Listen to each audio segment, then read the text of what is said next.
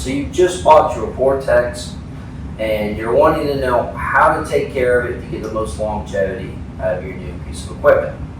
Well, I'm going to demonstrate tips in maintaining and cleaning your nose cone so that you don't run into issues of inability to control various depth control. See how smooth that is right now, as well as issues with locking the mechanism. So first thing we're going to do, let's say you just harvested 500, 1,000 grafts, and you need to harvest another 2,000 for the day. You don't want to, most doctors won't take everything out at once. So during the break period, when you're waiting for the techs to put your grafts back in, you'll take the nose cone tip and you will have a hydroxy and water solution. What I'll do is I'll take the nose cone, dip it in there, and let it sit. Now, whenever you're ready to harvest additional grafts, you will take the nose cone out. You'll have a handy cloth, and you will wipe it down like so. Reattach the nose cone to the punch, and then go in and harvest some more grafts.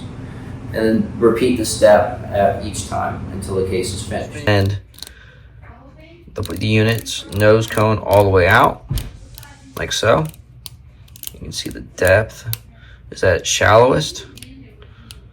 And right there, if there's any blood or debris, it'll help remove them.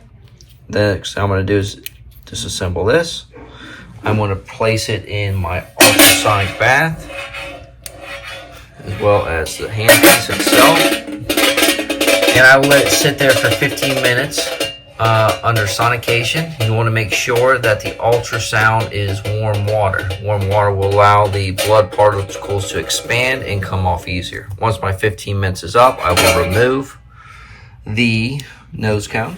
I will take oil. I will spray here.